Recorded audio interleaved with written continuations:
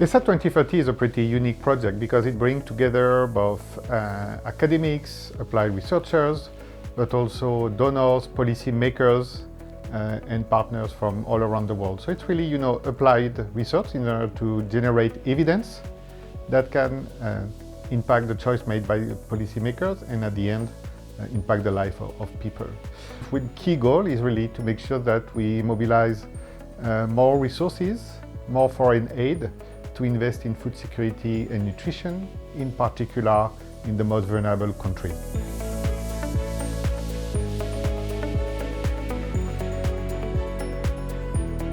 So the mother of Hesat is Ceres.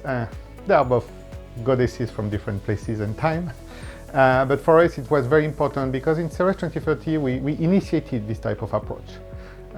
So bringing modeling and state-of-the-art modeling, but also state-of-the-art evidence review. In Hesat 2030 we continue to do the same thing, but also with the reality of climate change that is happening today, we focus more on adaptation. But also the key question is how we can engage in a nutritious way. The goal is not just to provide calories to people, but to give them good diets.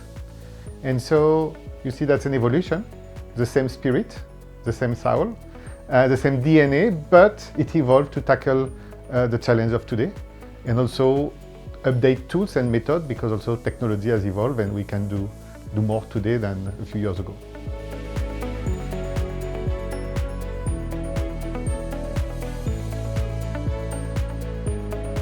So, looking at the evidence, we know that some action, some intervention work, some doesn't work. But that's just one part of the story.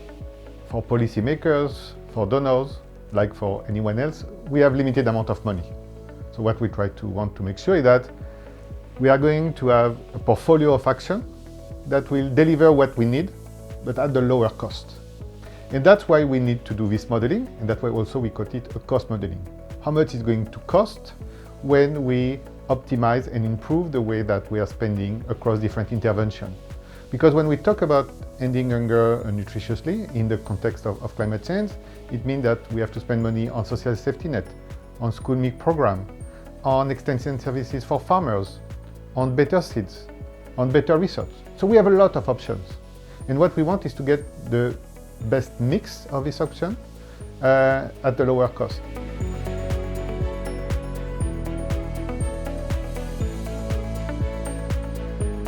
We use relatively complex economic modeling, starting from what we call a general equilibrium model that is going to operate at a global scale, but still based on country data and country representation, because we are interlinked.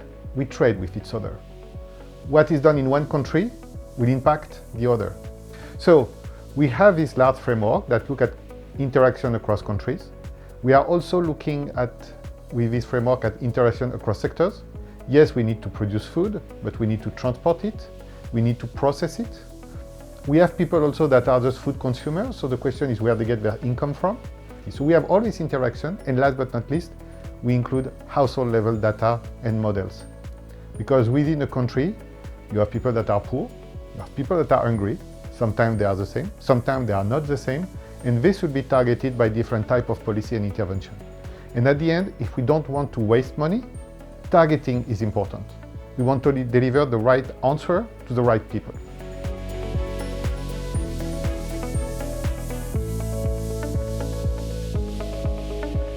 So the philosophy of the roadmap of FAO and of Hesat are very similar.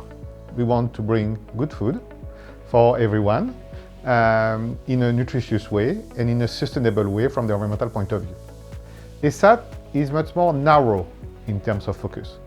We focus on countries that are mainly low-income countries, that have a strong relation with donors, and where we say, okay, what can be done in the next 5 years, in the next 10 years. So you can see the Hesat efforts as an element that contribute to the big picture and also zoom and do much more efforts on some specific questions and specific needs of these low-income countries that work closely with donors and needs to work even more closely with donors to deal with the challenges they have in the next 5 to 10 years. Beyond sharing the philosophy, the work we do in Hesat and the work that we do at FAO on the global roadmap use also similar tools, similar models and similar data. So that makes sure that first what we say is consistent, and also we build on the efforts of each other. So we don't duplicate effort, we don't waste effort, we consolidate.